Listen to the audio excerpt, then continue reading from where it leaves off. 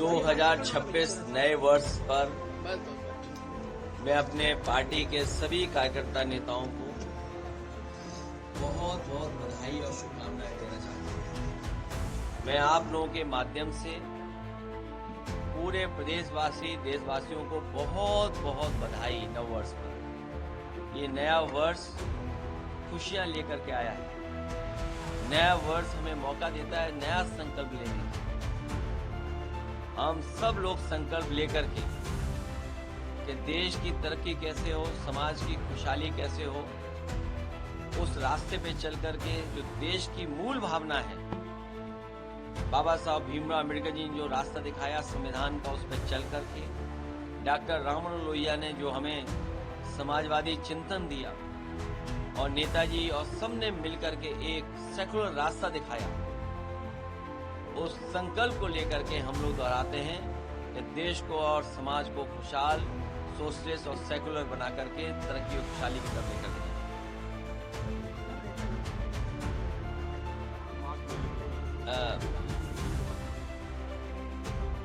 अब कई अधिकारी चापलूसी रोटी बना रहे थे, वो किस नियम में था? जो चापलूसी रोटी बन रही थी वो किस नियम में था? अगर अधिकारी ये नियम बदल रहे हैं तो हम लोग सभी भगवानों को वहां के लगाएंगे और भगवानों के साथ साथ जो आयोजक हैं, जो आयोजन कर रहे हैं, मैं उनसे कहूंगा कि हमारे केदारेश्वर मंदिर के भी वहां पर कुछ स्थापना करें।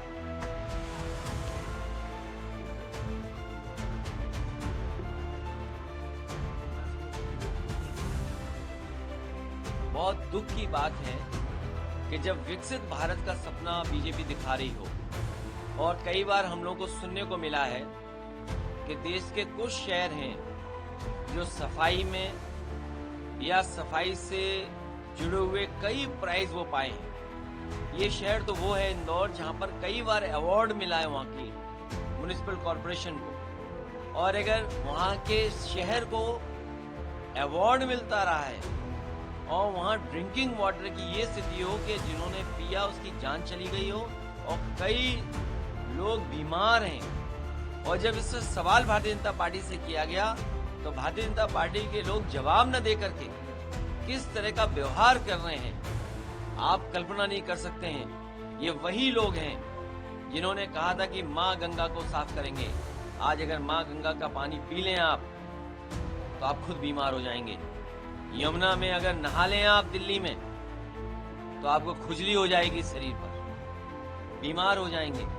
तो जो लोग नदियों को से झूठ बोलते हैं, जो अरावली के पहाड़ी काटने को तैयार थे, पूरे के पूरे पहाड़, उनसे क्या उम्मीद करोगे?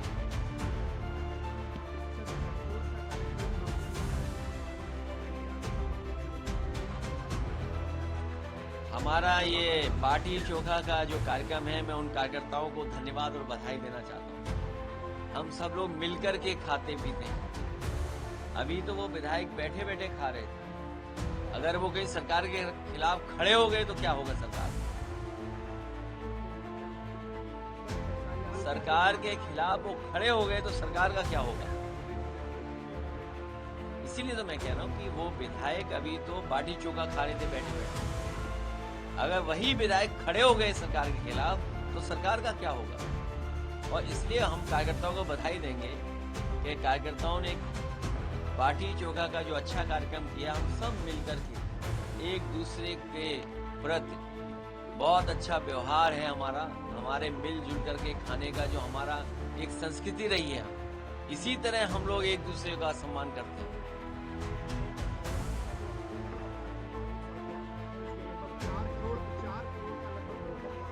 जिस समय मुख्यमंत्री जी ने कहा था कि 4 करोड़ वोट उनके कट गए हैं, उसी समय उन्होंने अधिकारियों को संदेश दिया था बेईमानी करने के लिए।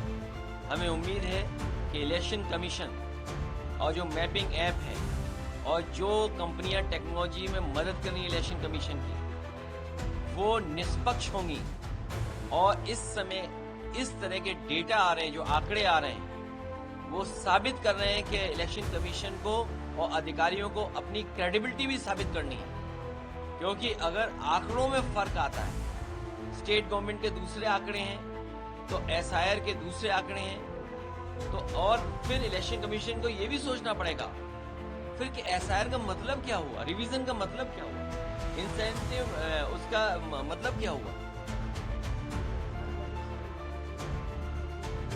मैंने आपसे कहा कि इस समय अधिकारी और चुनाव आयोग की क्रेडिबिलिटी का सवाल है कि अगर इस तरह के आंकड़े आ रहे हैं तो जो लोग शामिल हैं, जो टेक्नोलॉजी शामिल है, आखिरकार वो कहीं हेरा फेरी की तैयारी तो नहीं कर रहे हैं। कहीं ऐसा तो नहीं कि मुख्यमंत्री ने जिस दिन इशारा किया था कि 4 करोड़ उनका वोट कट गया है, वो बेईमानी की तैयारी कर रहे हो टेक्नोलॉजी के साथ मिलकर। पश्चिम बंगाल में ममता बनर्जी जी बड़े वोटों से जीतने जा रही हैं। ये बीजेपी के लोग हर जगह साजिश करते हैं, षड्यंत्र करते हैं। इस बार साजिश षड्यंत्र उनका नहीं चलेगा। बंगाल में हारेंगे और फिर यूपी में भी हारेंगे।